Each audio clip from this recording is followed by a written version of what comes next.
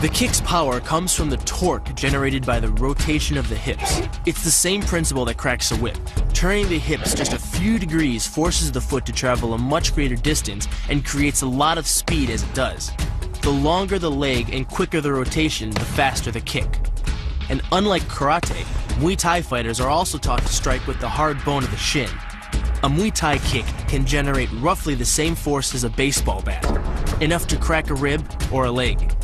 Basically, it works like a point of a knife. All the force is magnified by being concentrated in a small, hard area. Even if the elbow doesn't deliver a knockout, it will almost always leave a nasty cut and often end the fight. It's not the arms, but the legs that drive our fists.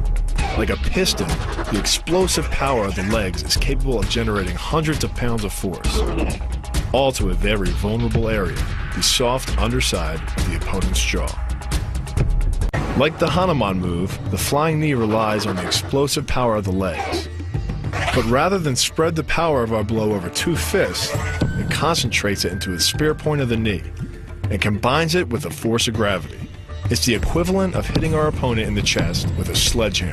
The hyperextension of the elbow, created by pulling back on the locked arm, virtually ensures that he will be taken down.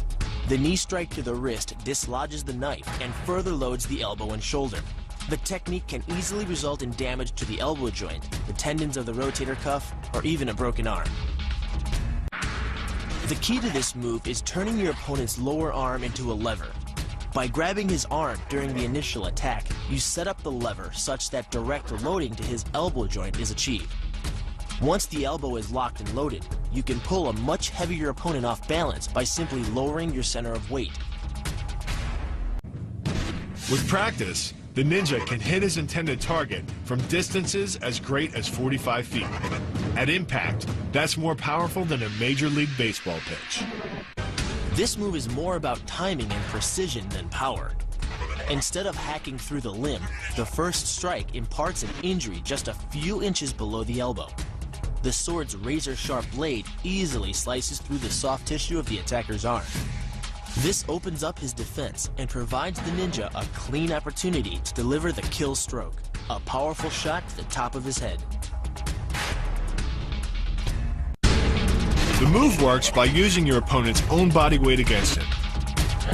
The first strike can land at speeds greater than 20 miles per hour and can stun your opponent with the same injury-producing energy as dropping a bowling ball from over 11 feet onto his torso. By using his arm as a lever in conjunction with the leg sweep, you drive your opponent to the ground. Once he is on the ground, you follow up with a devastating strike to his face. The secret to the move is wrist control. By rotating your opponent's wrist to the maximum extent of its range of motion, the bones of the wrist lock against the bones of the forearm and make it impossible to bring the strong muscles of the upper arm to bear. Then, you can pull your opponent off balance and into a potent knee strike. The combined force of the knee strike and your opponent's forward momentum can be as much as 2,000 pounds, enough to dent sheet metal. The effectiveness of the Pola Kaimao lies not in raw power, but in speed. By relying on your triceps to snap the strikes forward over the elbow, 3 blows can hit in 7/10 of a second. The final impact of the strike to your opponent's face can deliver as much as 175 watts of power, more than enough power to stun him or crush the cartilage of his nose. You then add insult to injury, firing one last shot into one of the most sensitive regions of the body, the groin.